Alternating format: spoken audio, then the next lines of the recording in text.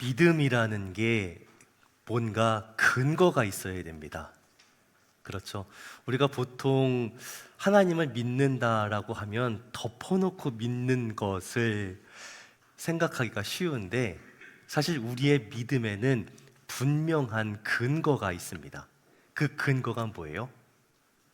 우리가 방금 찬양으로 고백한 것처럼 놀라운 주님의 은혜가 우리의 믿음의 근거인 줄로 믿습니다. 우리가 앞길을 아직 경험해 보지 않은 그 앞길을 어떻게 믿음으로 걸어갈 수 있을까요? 지금까지 하나님께서 어떻게 우리에게 역사하셨는가? 어떠한 은혜를 베푸셨는가? 어떠한 일들을 행하셨는데 그 일을 어떻게 또 왜 행하셨는가? 자격이 없는데 그런 은혜와 능력을 베풀어 주신 이유가 뭐냐? 우리를 사랑하시기 때문이죠. 그 일들이 지금까지 있었기 때문에 우리가 여기 있는 거고요. 그리고 앞으로 우리가 믿음으로 나아갈 수 있는 이유, 근거는 하나님께서 우리를 지금 여기까지 그렇게 은혜와 사랑과 능력으로 이끌어 오셨기 때문에 앞으로도 우리가 믿음으로 걸어갈 수 있습니다라고 그렇게 고백하고 결단하고 갈 수 있는 거죠.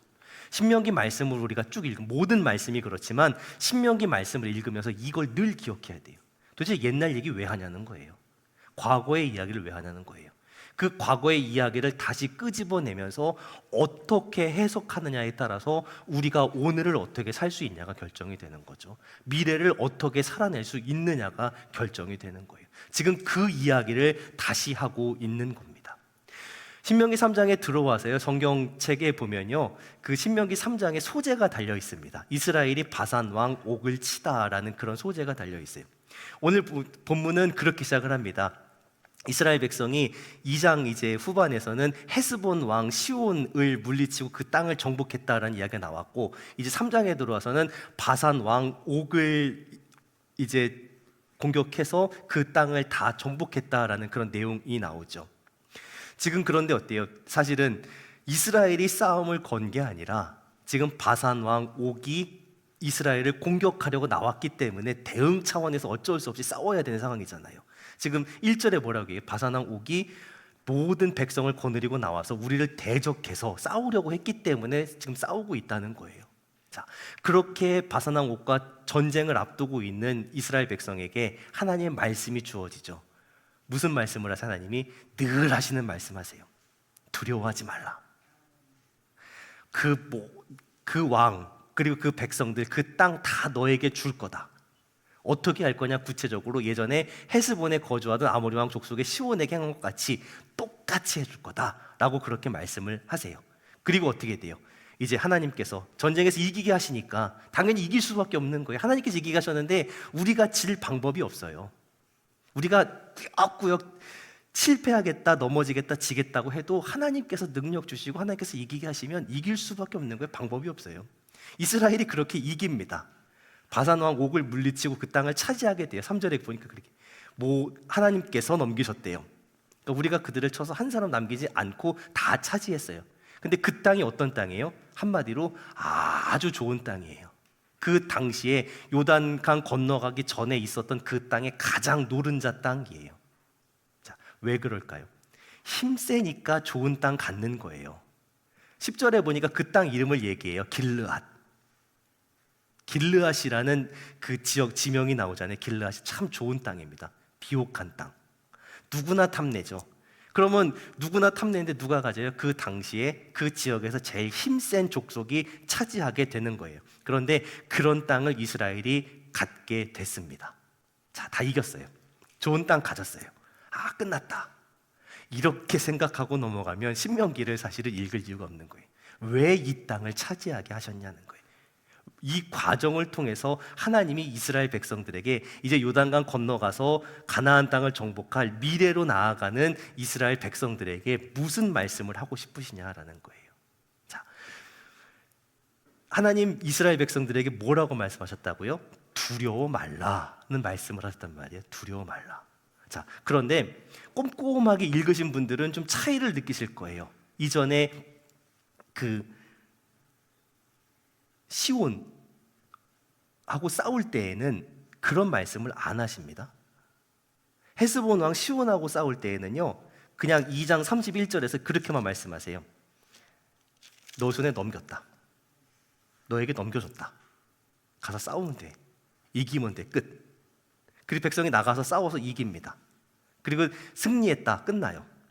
그런데 3장에 들어와서 바산왕 옥하고 싸울 때에는요, 하나님께서 이스라엘 백성에게 뭐부터 말씀하세요? 두려워 말라는 말씀부터 하십니다.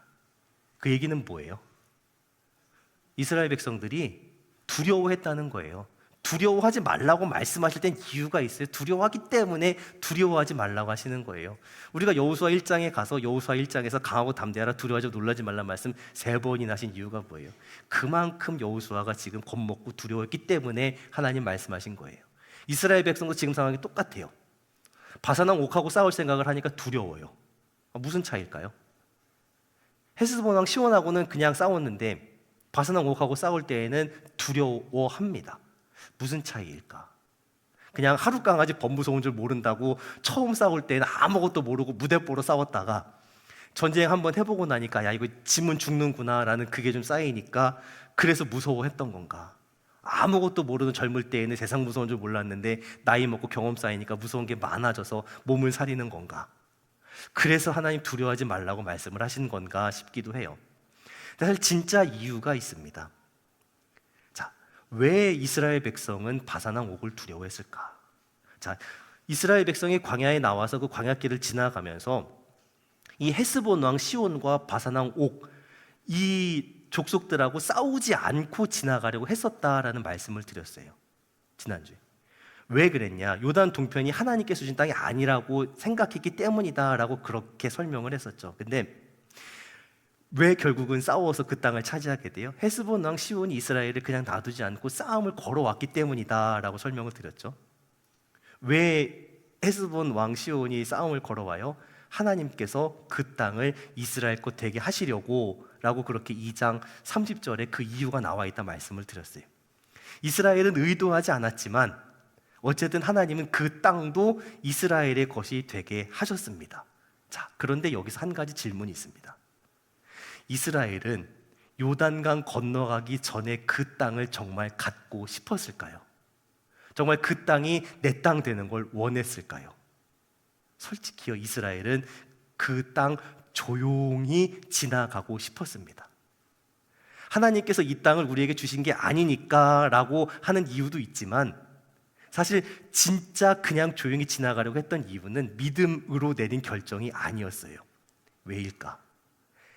헤스본 왕 시온하고 갈등이 생기면 바산 왕 옥이 그 전쟁에 참여하게 되기 때문에 그래요. 당연한 거죠. 붙어 있는 족속입니다. 그런데 두 족속이 있는데 한 족속만 건드리고 그냥 지나갈 수는 없는 거예요. 헤스본 왕 시온하고 싸우게 되면 당연히 바산 왕 옥도 그 전쟁에 참전을 하게 되는 겁니다. 그래서 이스라엘은 어떻게든 헤스본 왕 시온을 건드리지 않았던 거예요. 왜요? 바산 왕 옥이 이 전쟁에 참여하면 안 되기 때문에 그런 거예요. 그만큼 무서워했던 거예요. 자, 그러면서 오늘 말씀은 이 바산 왕 옥에 대한 자세한 설명을 합니다. 11절에서요. 르바임 족속의 남은 자는 바산 왕 옥뿐이었으며 침대는 뭐래요? 철로 만든, 철기 시대가 아닌데 철로 만든 침상, 철을 다룰 줄 아는 족속, 그리고 그 침대의 크기가 9규빗. 자, 이 설명이 왜 있을까? 르바임 족속. 우리는 그냥 스쳐 지나갔죠. 르바임 족속. 이 르바임 족속은 누구냐? 신명기 2장 11절에서요 이렇게 얘기해요. 그들은 아낙 족속과 같이 르바임이라 불렀으나, 르바임 하면 나오는 게 뭐예요? 아낙 족속입니다. 아낙 족속. 강하고 키가 큰 거인족입니다. 이스라엘 백성에게 이 아낙 족속은요, 그 이름만 들어도 공포의 존재입니다. 그 이름만으로 트라우마가 일어나는 그런 존재예요. 자, 더 앞으로 가보세요. 더 앞으로 가겠습니다. 민수기 13장으로 가세요. 가데스 바네아에서 보냈던 정탐꾼들이 돌아와서 했던 보고, 민수기 13장 28절. 그러나 그 땅 거주민은 강하고 그 성읍은 견고하여 심히 클 뿐 아니라 거기서 뭘 봤대요? 아낙 자손을 봤답니다. 민수기 13장 33절까지 가면요, 거기서 네피림 후손인 아낙 자손의 거인들을 보았나니 우리는 스스로 보기에도 메뚜기 같으니 라고 얘기합니다. 이 바산왕 옥을 왜 피하려고 했는지 이해가 되세요? 아낙 족속입니다. 아낙 족속. 근데 그냥 무서운 게 아니라 뭐예요? 40년 전에 가데스 바네아에서 정탐 갔다가 그 아낙 족속 보고 우리 이 땅 못 들어간다라고 그렇게 절망했던, 그리고 그렇게 실제로 못 들어가고 40년 광야를 방황하는데 결정적인 원인을 제공했던 게 바로 아낙 족속인 거예요. 그 아낙 족속이 누구라고요? 바산 왕 시온이라고요. 그럼 건드려야 돼요? 피해 가야 돼요? 피해 가고 싶었던 거예요, 정말로. 그러니까 바산 왕을 피하려면 어떻게 해요? 그 옆에 붙어 있는 헤스본 왕 시온도 건드리면 안 되는 거예요. 그러니까 우리가 조용히 찌그러져서 지나갈 테니까 제발 우리를 건드리지 말아달라라고 그렇게 간청을 하면서 지나가려고 했는데 하나님 반대로 뒤집으신 거예요. 우리는 가만히 조용히 지나가려고 하는데 헤스본 왕 시온이 이스라엘을 건드리고 방어 차원에서 전쟁을 하게 되고, 그래서 바산왕 옥이 이 전쟁에 지금 참전을 해서 일이 점점 커지고 있는 거예요.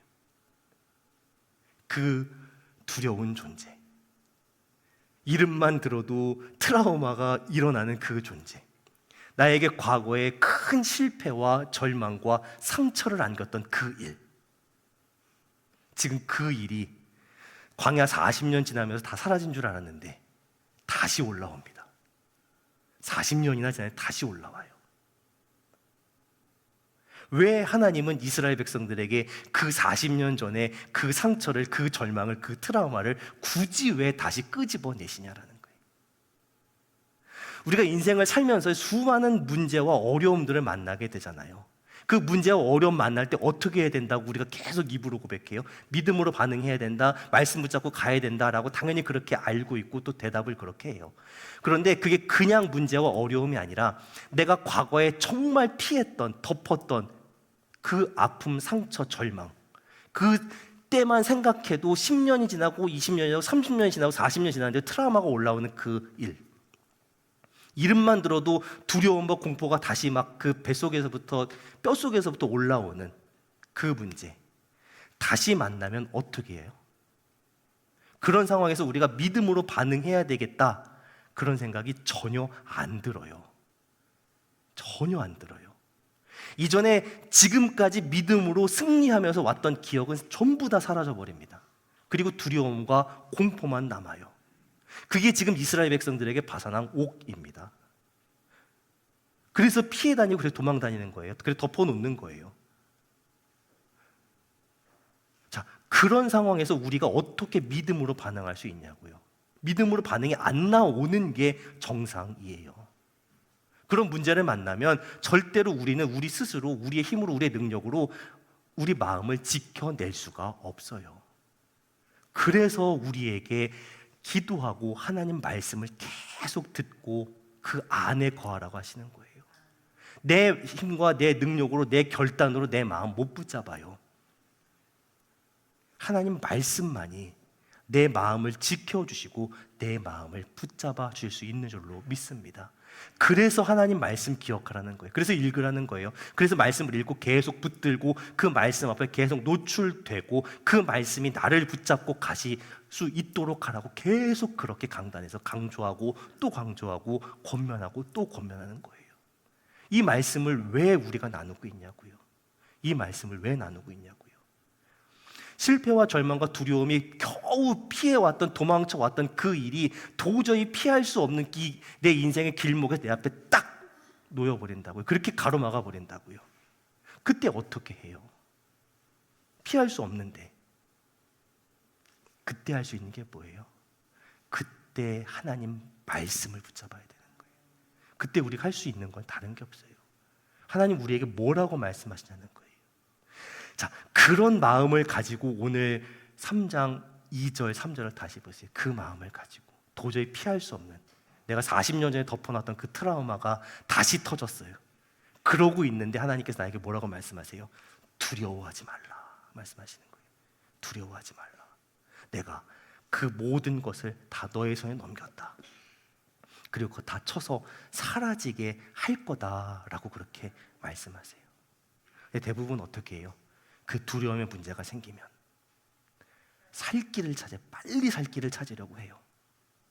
근데 그 살 길이 대부분 어떠한 모습으로 나타나요? 하나님 말씀과 상관없는, 하나님 말씀과 반대되는, 하나님 말씀을 거스르는 모습으로 나타날 때가 많다는 게 문제인 거죠. 두려움 때문에 하나님 말씀 거슬러 봐야 살 길은 없습니다. 두려움은 어떻게 해야 돼요? 두려워하지 말라, 놀라지 말라, 강하고 담대하라고 하시는 하나님 더 의지해야 되는 거예요. 그 상황 속에서, 그 아픔 속에서, 그 절망 속에서, 그 이름만 들어도 그 일만 생각해 다시 트라우마가 올라오는 그때에 하나님께서 우리에게 말씀하십니다. 두려워 말라. 그거 극복하고, 그거 이기고, 그거 딛고 승리하고 나아갈 수 있게 해준다 라고 그렇게 말씀하십니다. 그렇게 말씀하시는, 이미 그런 일들을 이루셔서 우리 앞에 보여주시는 그 하나님 믿고 의지하고 순종하고 나아갈 수 있는 우리 사랑홍동의 성도들 다 되시기를 예수님의 이름으로 축원합니다. 하나님 그렇게 하신 하나님이십니다. 헤스본 왕 시온 바산왕 옥 다 정복하게 하시고 예상하지 못했던 그 상처가 영광이 되게 하시는, 그 절망과 트라우마가 정말 그 업적이 되게 하시는 그 역사를 이루십니다. 그렇게 하나님 요단 동편의 땅도 두 지파 반에게 주잖아요. 루벤 지파, 갓 지파, 므낫세 반 지파에게 주시고요. 그리고 그 땅 이름이 쭉 이제 12절부터 17절까지 나옵니다. 자, 그렇게 요단 동편의 땅을 분배 받았어요. 그러니까 이제 요단강 건너가서 전쟁도 어떻게 되는 거예요? 당연히 다 이길 것이다라는 그 뭐라고 할까요? 예표, 미리 한번 맛보기로 보여주신 거예요. 자, 그러면 어떻게 해야 돼요? 그럼 우리가 요단 동편에 이 땅 얻었으니까 그냥 멈춰야 돼요? 아니잖아요. 계속해서 전진해 나아가야 되는 거잖아요. 오늘 말씀에는요, 그 요단 동편의 땅을 분배받은 루벤, 갓, 므낫세 반지파가 그 두 지파 반이 해야 될 그 명령도 주어집니다. 자, 그렇게 하나님의 역사하심으로 상처를 극복하고 트라우마를 극복하고 영광을 얻게 하셨으니까 어떻게 해야 돼요? 계속해서 전진해 나아가라 말씀하잖아요. 18절에서요.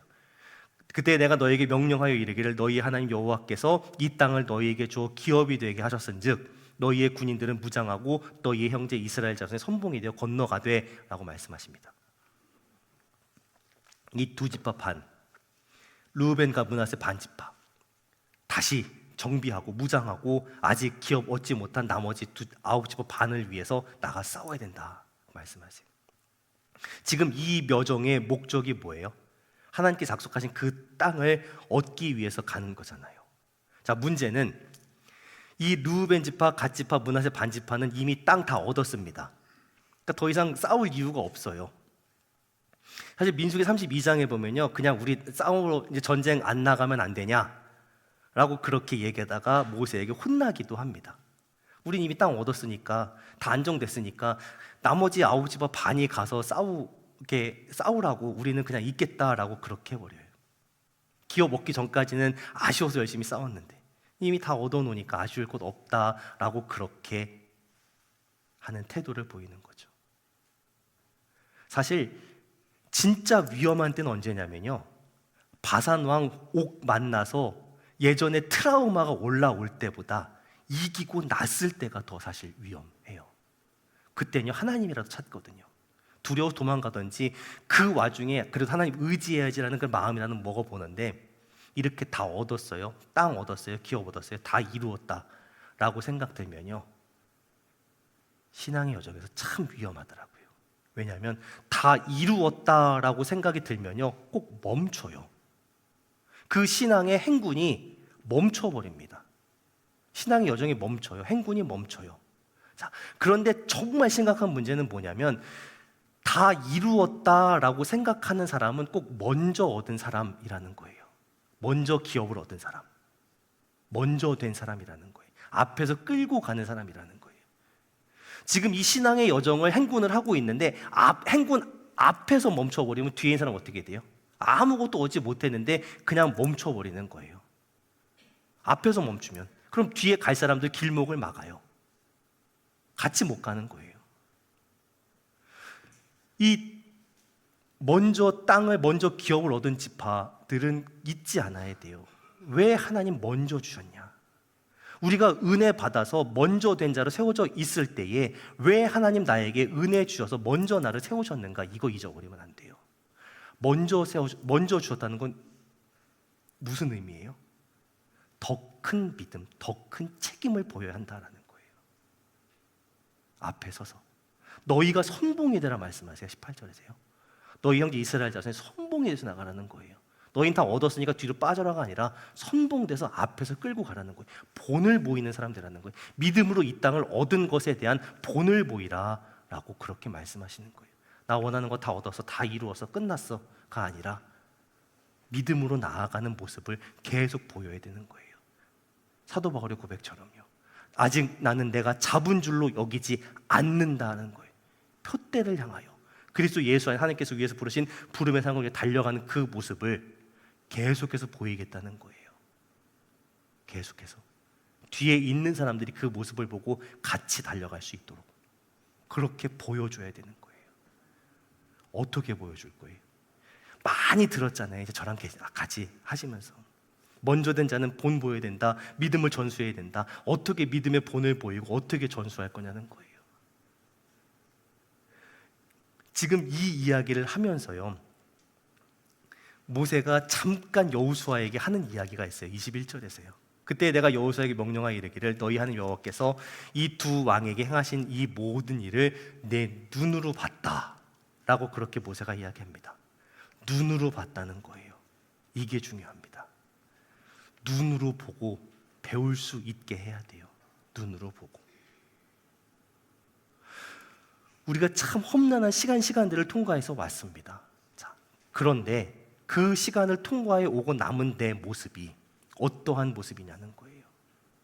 나의 그 모습이 굳이 말로 설명하지 않아도 다음 세대가 보고 배울 만한 그런 모습이냐는 거예요.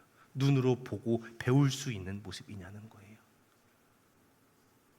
그렇게 눈으로 보고 이전의 것은 잊어버리고 아직 내가 잡은 줄로 여기지 아니하고 이전 것 다 잊어버리고 앞에 있는 것 잡으려고 풋대장 달려나간다는 그 모습을 보여주고 있냐, 아니면 나는 다 이루었으니까 뒤에서는 막히든지 말든지 나는 그냥 여기서 누워있겠다, 나자빠져 있겠다라고 하는 그런 모습인지, 어느 모습이십니까? 계속해서 전진해 나아갈 수 있는 우리 사랑동의 성도들 다 되시기를 예수님의 이름으로 축원합니다. 먼저 얻은 이 지파들에게 믿음의 행동을, 믿음의 결단을 계속 요구하십니다. 선봉에 대해서 건너가라고 말씀하셨네요.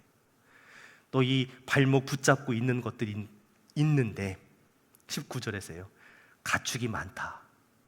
자식들도 있다. 처자식 있는 거 안다. 그거 너희 기업으로 그 땅에 두고 나가라라는 거예요. 많은 경우에 하나님께서 주신 은혜와 축복이 그 다음 단계로 전진해 나아가는 것에 걸림이 될 때가 있어요. 하나님께서 지금 그 땅을 기업으로 주셨고 그 땅에 풀어놓을 수 있는 가축도 하나님께서 많이 주셨고 그리고 처자식들 그렇게 다 지낼 수 있게 해주셨어요. 근데 그것 때문에 하나님 말씀에 순종해서 나아가는데 걸림이 될 수 있다는 거예요. 내가 가지고 있는 게, 하나님께 내게 주신 게 불순종할 구실이 되느냐, 아니면 그것 내려놓고 순종하겠다는, 그것까지도 내려놓고 순종하겠다는 믿음의 상징으로 드리냐는 거예요. 우리 솔직히 그럴 때 많잖아요. 하나님, 내가 이것 때문에 못합니다. 뭐 때문에 못합니다. 뭐 때문에 못합니다. 하는 거 엄청 많거든요. 그런데 그 똑같은 문제를 가지고 하나님, 내가 이 문제를 하나님께 맡기고 나아가겠습니다가 되냐는 거예요. 똑같은 문제가 불순종의 구실이냐 순종의 상징이냐라는 거예요. 이 문제 하나님께 맡기고 나아가겠습니다라고 결단하고 믿음으로 전진해 갈 수 있는 우리 홍동의 성도들 되시기를 예수님의 이름으로 축원합니다. 우리에게 은혜 왜 주신 거예요? 이 축복 왜 주신 거예요? 하나님의 일 더 잘 감당하라고 주신 거잖아요, 사실. 근데 그 받은 은혜와 축복이 여기서 멈춰버리는 핑계가 되면 어떡하냐는 거예요. 불순종하는 명분이 되면 어떡하냐는 거예요. 구실이 되면 어떻게 해요? 아니요. 하나님께서 주셨습니다. 그러니까 그거 가지고 더 전진할 수 있는 계기로 삼아야 되는 거예요. 지금 처자식들, 가축들 놔두고 지금 전쟁터 나가라고 얘기합니다. 겁나죠. 무섭죠. 두렵죠. 그런데 그거 누가 주셨냐는 거예요. 하나님 주셨잖아요. 하나님께서 주셨고요. 전쟁 나가면서 믿음의 전진을 하면서 그 모든 것을 허락해 준 하나님께 또 맡겨놓고 나가는 거예요. 그러니까 두려워할 이유가 없는 거예요. 신실하게 행하신 하나님, 앞서 싸우셔 승리를 주신 그 하나님, 은혜와 축복 주시고 여기까지 인도해 주신 그 하나님, 하나님께서 계속해서 그렇게 인도해 가신다는 거예요.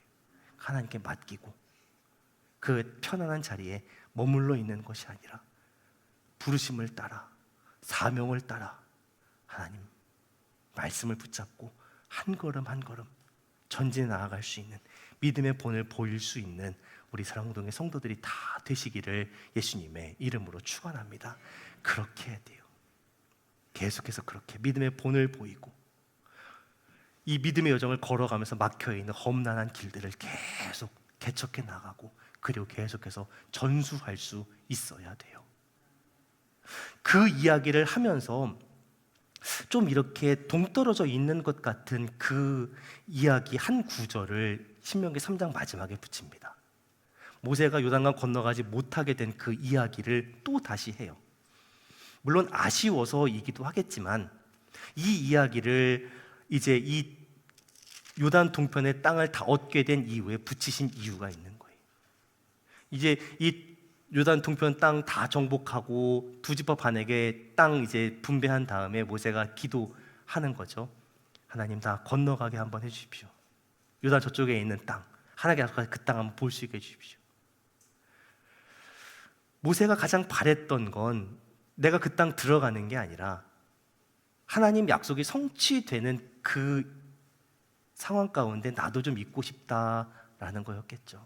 하나님께서 하신 그 약속이 이루어지는 것 한번 보고 죽었으면 좋겠습니다. 당연한 거예요. 물론 알고 있었죠. 못 들어간다는 거 이미 다 들었어요. 그래도 하나님 약속의 말씀, 하나님 뜻 이루어지는 건 한번 보고 죽게 해주십시오 라고 얘기해요. 근데 하나님 어떻게 하세요? 참 매몰차게 거절하십니다. 26절에서요. 하나님 내게 이르시기를 그만해도 족하니 이 일로 다시 내게 말하지 말라. 아이 좀 들어주시지. 40년을 그 고생을 했는데 옆에서 보는, 그러니까 정확하게는 이제 시간 다 지나고 떨어져서 한참 멀리서 보고 있는 제 마음도 이렇게 서운한데 얼마나 서운했겠어요. 저는 그렇더라고요. 이 26절에 그만해도 족하니 이 일로 다시 내게 말하지 말라라는 그 말씀을 들으면서 그래도 한번 그래 들어가서 밟고 죽어라 하실 텐데 그 정도는 들어줘도 되는데 왜 그러셨을까? 말씀 묵상하면서 그런 생각이 들어요. 만약에 정말 모세가 가나안 땅에 들어가고 죽었다면 아마 이스라엘 백성은 하나님을 섬기는 게 아니라 모세를 우상으로 만들어서 모세를 섬겼을 것 같아요. 모세를 우상을 만들어서 그 모세를 섬겼을 것 같아요. 모세는 원하지 않았겠죠, 당연히. 그런데 인간의 죄성은 늘 그렇더라고요. 업적을 이룬, 위대한 업적을 이룬 그런 사람을 꼭 우상을 만들려고 해요. 또 아무리 경계해도 그런 유혹에 빠져요. 은혜였던 것 같아요. 정말 이스라엘 백성 망하지 않게 하시려는, 모세도 이스라엘 백성도 지키시려는 하나님의 의지였던 것 같아요.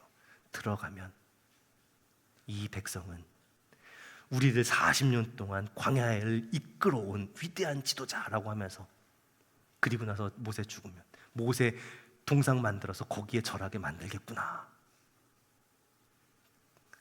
그랬기 때문에 하나님은 이 완성되지 않은 상태로 모세를 데리고 가시고, 그리고 이스라엘은 가나안 땅으로 들어가게 하시죠. 그리고 참 중요한 말씀을 하십니다. 모세만이 할 수 있는 일을 해야 한다 말씀하세요. 28절에서요. 너는 여호수아에게 명령하고 그를 담대하게 하며 그를 강하게 하라. 왜요? 이제 여호수아가 이 백성 거느리고 건너가서 그 땅을 기업으로 얻게 할 거기 때문이다라는 거예요. 이건 누구도 할 수 없는 일입니다. 왜요? 모세가 가지고 있었던 그 리더십을 여호수아에게 넘겨주는 일이기 때문에 그래요. 그 누구도 여호수아에게 그 지도자의 권위를, 리더십을 넘겨줄 수 없습니다. 오직 모세만 할 수 있는 거예요. 넘겨주라는 겁니다. 넘겨주라는 거예요. 앞에서 그렇게 그 고생했는데 선봉으로 서서 그 모든 거 다 개척하고 왔는데 이제 어떡하라는 거예요? 넘겨주라는 거예요. 넘겨주라고요. 계속 어렵죠. 수십 년 전에 묻어놨던 트라우마가 올라오고 그거 극복했는데 이만하면 됐다 했는데 전진하라 하시고 정말 고생해 전진해 가니까 이제는 어떻게 하래요? 넘겨주라 하시죠. 쉽지 않아요. 하나님 말씀은. 이게 사명입니다. 사실 이게 사명이에요. 나에게 주어진 그 명령에 따라서 평생을 달려가다가 이만하면 뭐 좀 해볼 만한데 이제 좀 알겠는데 싶을 때에 하나님 넘겨주라고 하시더라고요. 하나님께서 주신 목표, 그걸 향해 달려갑니다. 그런데 사실 그 모든 일의 주관자는 하나님이시죠. 사명과 내 목표를 혼동하면 안 될 것 같아요. 내 목표면요, 여기서 더 가겠다고 고집을 부립니다. 내 목표였으면요. 하지만 하나님께서 주신 사명이기 때문에 여기서 멈추는 거죠. 사명의 궁극적인 목표가 뭐예요? 금요기도 나누었지만 내 이름 사라지는 겁니다. 하나님의 이름과 영광만 나타나는 거예요. 근데 우리는 사람인지라 하나님께서 내게 맡기신 이 사명 이루면 나에게 뭔가 엄청난 것이, 그런 영광이 있을 거다라고 그렇게 생각하게 되죠. 지금 이 이야기를 듣는 모세의 입장에서는요, 참 이제 남는 게 아무것도 없잖아요. 나에게 남은 건 아무것도 없다고 실망하면요, 사명을 따라온 게 아니죠. 사명을 핑계로 내 이름 드러내고 내 영광 나타내려고 하나님 이용한 것에 불과하니까요.